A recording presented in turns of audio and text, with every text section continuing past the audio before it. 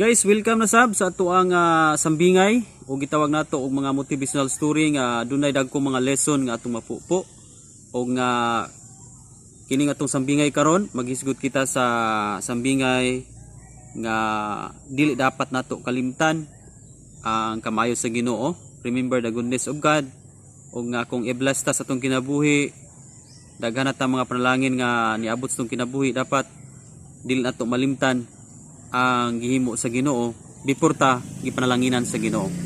So kaya itong sambingay maghisgot kini sa usa ka storya sa usa ka dalaga nga buta. Dunay usa ka dalaga nga buta nga gisalikway sa siyang mga pamilya, gibuli sa siyang mga amigo, amiga, sa iyang pag-eskwela. So halos tanang tawo nga ikahimamat niya walay maayong pag-akatar o pag-treat diha kaniya. Gawas sa iyang usa ka uyab. Gawas sa iyang uyab gyud. O katong iyang uyab, miingon siya nga bisag unsa ka pa dawaton gyud ti ka. O andam ko nga magpakasal nimo bisag unsa ang dagan o mahitabo sa imong kinabuhi. So bisan siya buta, nalipay siya kay doon nagyoy usa ka tawo nga nagpabilin sa kinabuhi nga nagmahal og matong iyang uyab. So usa ka higayon ni ana nakapamalandong ang maong buta nga babae ug aduna siya gipangayo. Gipangayo niya sa iyang uyab. Patabang siya. Niya na ang maong buta nga babae nga kaninduta ka no og makita gyud nako ang palibot unsa kanindot ang kabuhatan kanindot ka ano og mabalik or makakita ko sa tanan sa dili pa ko mamatay ining kalibutan na. Okay? So usa ka adlaw niya na adunay usa ka tawo nga midunit og mata sa iyahang sa maong babae nga buta. Apan sa wala pa niabot ang gidunit nga mata, daan ang miingon ang babae nga kung makakita siya sa palibot, iyahag yung ninyuan o pakaslan ang iyang uyab nga nag-unong kaniya isip usa ka buta. So ni promise ang mong babae nga kung makakita daw siya, magpakasal na siya sa iyang uyab. So niabot ang panahon, niabot na gyud tong naay ni dunit og mata sa iyaha. Nakakita na siya, excited na kaayo ang katong babae kay giputos man ang iyang gioperahan gud, giputos ang iyang ganing mata o katong plaster. So while gabakhan tong iyang uyab, ana excited pug kayo tong babae nga uyab nga kakita siya. So naamog excited po tong lalaki nga uyab tungod kay kung makakita tong bayi, nagdahom biya siya nga pakaslan pud siya kung makakita na tong mga babae.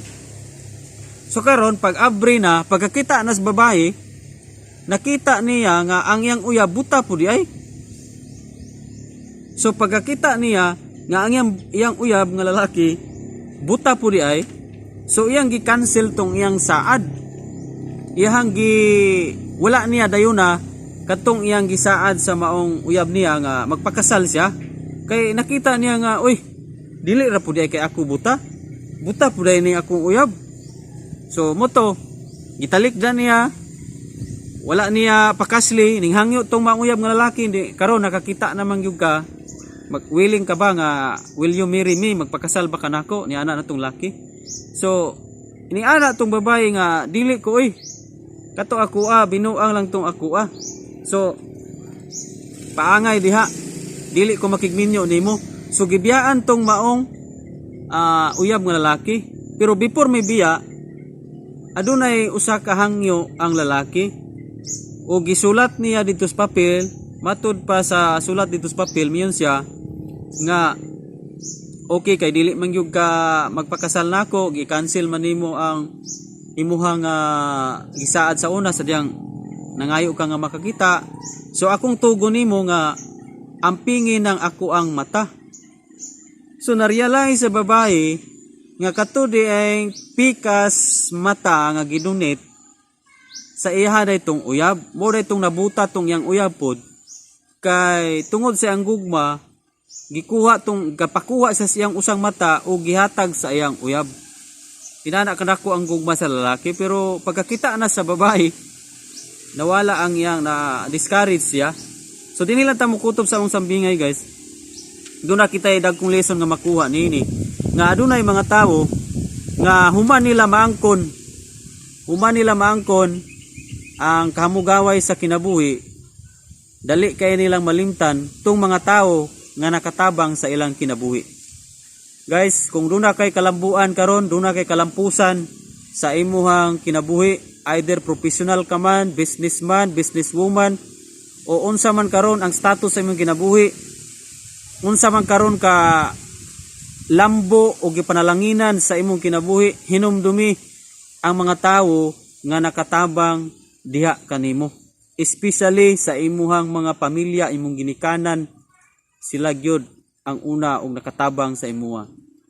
Og labaw sa tanan ang atong buhi nga Dios. Matud pa sa Deuteronomio 8 verse 11, ayaw gayud ninyo kalimti ang Ginoo nga inyong Dios. Tumana gayud ang tanan niyang mga sugo nga gihatag ko karon kaninyo. So, ang atong langit nun Amahan, sa panahon gani nga panalanginan ta, i-bless ta, mao man ni ang gipangayo ni David sa iyang kinabuhi nga Lord, ayaw lang po lamang ko og kanang datua pag-ayo kay basi unyag makalimot ko nimo, o ayaw po ko og pobriha kay basi unyag matintal ko pagpangawat. Mao man ni ang hangyo ni David. So i-provide lang kung unsay ni Solomon. So si Solomon ba or David? Kay si Solomon nagampo man to og gihantanyagan man to sa Ginoo o unsay pangayoon, pero ang gipangayo ni Solomon kaalaman. So I think si David ang nangayo nga ayaw kog datua, ayaw kog pobriha. So sa ato dayong kinabuhi, kuyaw mo pugod kung mangandoy tagdag ko mga butang, dili man sayop nga mangandoy taanang mga butanga, dagko mga panalangin, dagko mga butang. Pero ang nakasipyat ana, kung pag-abot sa mga dagkong panalangin, dagkong mga butang, nalimta nato ang Ginoo. Gani nasulti na ni David tungod kay nabalansi niya nga kasagaran gyud ang kinaiya nga mugawas pag i-bless na gani, daghan na kayong malimtan. Muna nga kining maong sambingay nagpahinumdom ni kanato nga kung unsa may nakabot na nato sa itong kinabuhi, sama sa usa ka babae nga buta. Bali na niyang panaad nga kung makakita siya, pakaslan niya ang iyang uyab. Karon pagkakita niya, gi-cancel niya ang iyang saad tungod kay na-realize niya nga buta pud ang uyab. So dili siya kadawat. So di ba? So daghan kayong senaryo niini nga lesson nga makuha nato nga doon na po yung mga tao nga kusog kayo nga mubungat sa pagpanaad. Unya kung naay kondisyon, saan sila kung naay maabot sa ilaha, naay mga success sa ilaha, naay maayo sa ilaha, kung naay balatian.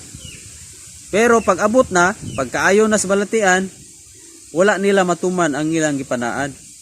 O kung masukses man siguro sila, ma-bless na silang kinabuhi, wala matuman ang ilang gipanaad sa Ginoo. Kasagaran, sa wala pa ang success, maingon nga, Lord, kung panalanginan mo ako, mahimo kong supporter sa ministry, mahimo kong channel of blessing, mahimo kong sige yung kong simba.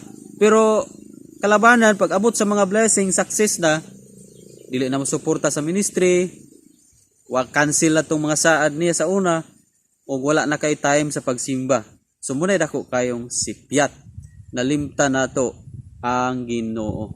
Muna, niining maong sambingay, nagpahinumdom kini kanato, nga ayaw kalimti ang mga gigamit sa Ginoo nga nakatabang kanimo. Kinsa man ang mga tawana nga gigamit sa Ginoo nga nakatabang kanimo, ayaw kana sila og kalimti. Kay dili ka mayon ana karon kung walay mga tawo nga gipaduol sa imuha. Walay mga tawo nga gigamit para sa imuha.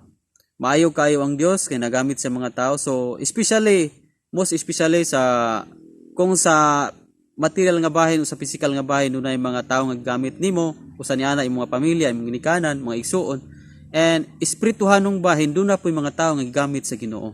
Sa niana ang mga alagad sa Ginoo, mga pastor o kinsa pa ng mga gigamit sa Ginoo sa imuha nga nagsangyaw sa imuha. So dapat dili nato kalimtan sila. Kay wala ta na yun karon, wala ta na save, wala ta naluwas kung wala pagigamit ang maong tawo ipadala sa Ginoo para sa atuang kinabuhi. Guys, kining maong sambingay nagpahinumdum gini kanato kung unsa may atuang utang kabubuton either sa physical atong ginikanan o sa atuang espirituhanon pod nga langit nung amahan. Muna nga kung na-bless ka, paki-comment lang sa atong comment section. And be sure guys nga nakasubscribe ka sa ato ang channel aron nga ang mga daghan ka natong mga sambingay nga umaabot pa wala gyud sipyat ma-notify ka.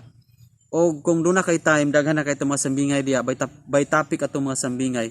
So paki-scroll up lang, pili lang sa atong mga daghan kay mga sambingay especially sa atong pagpangalagad sa Ginoo. So dinhi lang ta kutob guys, kita-kita lang punta sa sunod na pun nga sambingay. Ang Dios mo'y mahimaya, iya ang tanang dungog ug pagpasalamat. So God bless.